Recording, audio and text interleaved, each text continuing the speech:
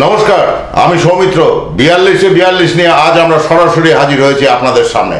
আর আজ যে কেন্দ্রের দিকে আমরা নজর রাখবো সেটা হচ্ছে বালুরঘাট, যেখানে বিজেপি প্রার্থী সুকান্ত মজুমদার, টিএমসির বিপ্লব মিত্র এবং কংগ্রেসের জয়দেব কুমার সিদ্ধান্ত। তো এই 42 অনুষ্ঠান নিয়ে আমাদের সাথে রয়েছেন সংবাদ বিশ্লেষক সুমন বসু রায়। আমরা শুনে নেব সেই 42-এর বিশ্লেষণ।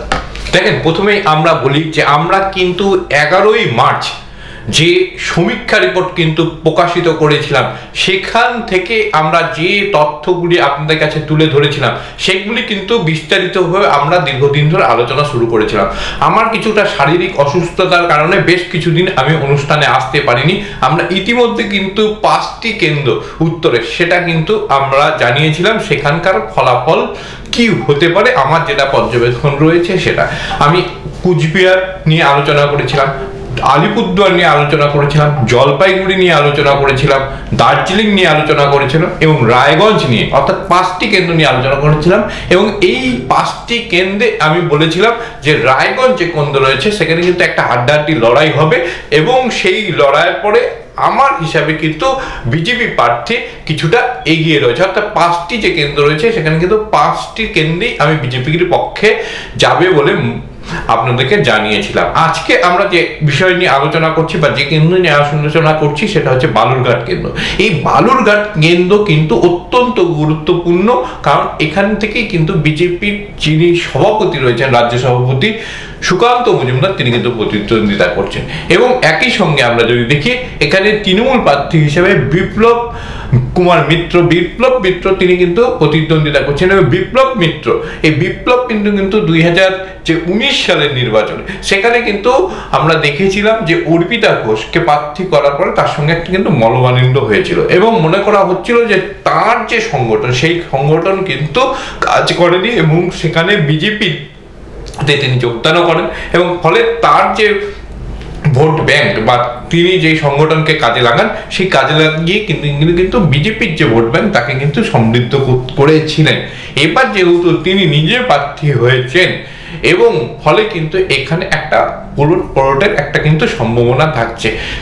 সামান্য ভোট, কেন আমরা যদি দেখি একটা লোকসভা কেন্দ্রে প্রচুর ভোটার থাকে, বালুরঘাট কেন্দ্রে এবছর আমরা যদি দেখি তাহলে আমরা দেখতে পাবো 15,61,966 জন ভোটার রয়েছে এবং সেখানে কিন্তু আমরা যদি দেখি জয় পরাজয় ক্ষেত্রে অন্য যে কেন্দ্রগুলি রয়েছে সেখানে একটা বড় ব্যবধান, লাখে কিন্তু মার্জিনে জয়লাভ হয়। কিন্তু বালুরঘাট কেন্দ্রে বিগত যে নির্বাচন ছিল সেখানে 32,114 ভোটে বিজেপি প্রার্থী সুকান্ত মজুমদার কিন্তু প্রতিদ্বন্দ্বিতা করে জয়লাভ করেছেন। ফলে তার জন্য কিন্তু এবারের যে নির্বাচন সেই নির্বাচন অত্যন্ত একটা কঠিন লড়াই এমনটাই কিন্তু মনে করা হচ্ছে। এবং একই সঙ্গে যদি আমরা দেখি যে বিপ্লব মিত্র তার যে সংগঠন সেই সংগঠন কিন্তু অত্যন্ত মজবুত। অন্যদিকে আমরা যদি দেখি যে জয়লাভের পরে সুকান্ত মজুমদার তিনিও কিন্তু সেখানে একটা সংগঠন তৈরি করতে পেরেছেন। ফলে এই যে কেন্দ্র রয়েছে এই কেন্দ্রে কিন্তু আড্ডাআড্ডি লড়াই হবে এবং এই কেন্দ্রের সবচেয়ে বড় বিষয় সেখানে কিন্তু আমরা যদি দেখি সংখ্যালঘু ভোটের সংখ্যা রয়েছে 28.25%, অর্থাৎ নেহাত কম নয়। অন্যদিকে এসসি ভোট এবং এসটি ভোটও কিন্তু এখানে রয়েছে। এসটি ভোট প্রায় 14% রয়েছে, অন্যদিকে প্রায় 29% এসসি ভোট রয়েছে। সুতরাং এই যে সমন্বয়, এই যে একটা আমরা যদি দেখি বিন্যাস, সেই বিন্যাস কিন্তু অত্যন্ত গুরুত্বপূর্ণ হয়ে ওঠে। এখানে মূলত লড়াই কিন্তু আমরা যদি দেখি তাহলে দেখতে পাবো তৃণমূলের সঙ্গে বিজেপির লড়াই হচ্ছে। এখানে কংগ্রেস খুব একটা ভালো জায়গায় থাকবে বলে আমার মনে হয় না। এই লড়াই একদম সম্মুখ সমরে কিন্তু লড়াই হচ্ছে এবং সবচেয়ে বড় এখানে যে বিষয়গুলি উঠে আসবে, 1 নম্বর সিএ যেহেতু লাগু হয়েছে সেই বিষয়টি থাকবে। মতুয়া ভোট, যেখানে মতুয়াদের কিছু কিন্তু প্রভাব কিন্তু রয়েছে এবং মতুয়া ভোটের উপরে তার যে সিএর প্রভাব সেটাও কিন্তু পড়তে চলেছে।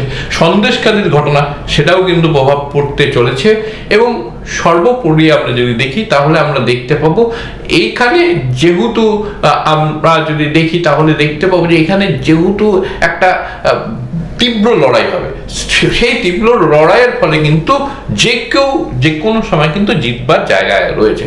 তবে আমার মনে হয় যেহেতু ভারতীয় জনতা পার্টি এখানে বিগত 5 বছর ধরে তারা একটা সংগঠন তৈরি করার একটা প্রয়াস চালিয়েছে, এবং এই যে কেন্দ্র, এই কেন্দ্রে এবার আমি সামান্য হলেও, কেন কি এখানে সেরকম কোনো একটা যে মানে সুকান্ত মজুমদারের বিরুদ্ধে একটা প্রতিবাদ বা তাকে একটা যে তিনি এক খুব খারাপ কোনো বিতর্কে জড়িয়েছেন এরকম কিন্তু পাওয়া যায়নি। ফলে আমি সামান্য হলেও এগিয়ে কিন্তু সুকান্ত মজুমদারকে রাখবো, অর্থাৎ বালুরঘাটের যে আমার যে পর্যবেক্ষণ সেখানে শেষে কিন্তু 6-0-তে এগিয়ে থাকছে ভারতীয় জনতা পার্টি। আপনারা এতক্ষণ শুনলেন 42 যে অনুষ্ঠান আমাদের চলছে, সেখানে আজ কিন্তু আমরা বালুরঘাট নিয়ে আলোচনা করলাম এবং সংবাদ বিশ্লেষক সুমন বসু রায় কিন্তু সুন্দরভাবে সেই বালুরঘাট নিয়ে বিশ্লেষণ করলেন। আমরা আবারও ফিরে আসবো আপনাদের সামনে, ততক্ষণের জন্য নমস্কার।